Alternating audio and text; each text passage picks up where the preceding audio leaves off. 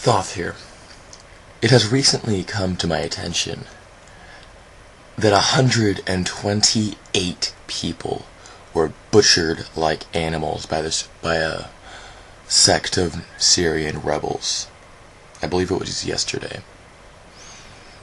And these same people that flipped their shit over insubstantiated reports of Assad using chemical weapons on his own people, despite the fact that the last 2 times that Assad supposedly used chemical weapons, they turned out to be false flags. Despite this fact, as well as the fact that Assad turned over his chemical weapons to Barack Obama, these idiotic so-called journalists continue to harp on and on about how evil Assad is, because he murdered children, and yet they don't even bother to send their own reporters and journalists down to the floor, down to Syria on the ground to actually look into this stuff. They don't even bother to do actual journalism.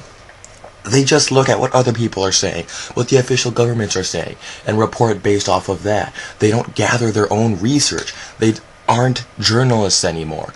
At best, they engage in aggregating what information we already have and presenting it to the general public. At best. At worst, they engage in outright deception, in outright falsehood, intentionally deceiving the general public, intentionally misleading people and pushing a narrative. We see this with basically every piece of corporate media out there, hell, even with some of the lot of the new media. And obviously, it's inevitable that bias is going to seep into things. But at the same time, that doesn't mean that you should be manipulating the information that you are delivering to people. That doesn't mean that you should be only reporting facts and statistics that support your political opinion, or only supporting specific stories that you can do to push your agenda. The job of the media is to inform, not to control the minds of the public. Sure, that is a function that it can perform, but that's not the way a free society is supposed to function. And sadly, that's the way it is functioning right now. And it's one of the reasons that political discourse in this country is so fucked. Alright, back to the original story, though. Syrian rebels baited a bunch of starving children and adults with food that they desperately needed into gathering together in a very vulnerable position, and they detonated explosives and murdered 128 people, 68 of them being children. Now, this is a story that I have only seen reported on very small news organizations. I haven't seen it from CNN, MSNBC, Fox News, none of the big hitters. Maybe during the time that I made this video, some of the heavy hitters produced it, but this should be front page news.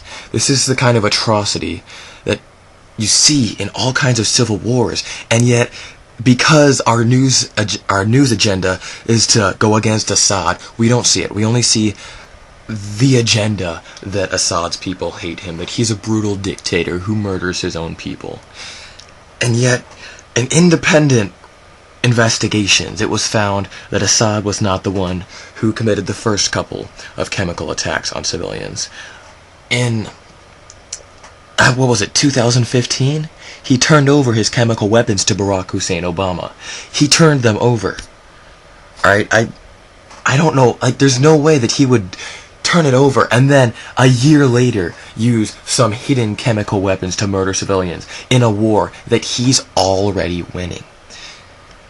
And it's so despicable that we see these kinds of stories being reported, and yet the truly horrible ones, the truly horrifying stories about, say, the Sudanese civil war, about the war in Yemen, about many of them being our allies committing atrocities, because that's just not the narrative the media is choosing to push.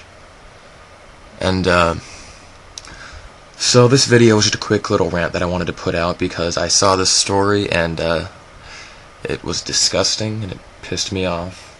So if you liked it, like, share, and subscribe. If not, give me... Give me a downvote and explain to me in the comments section below why all of my sources are shit and are clearly lying to me.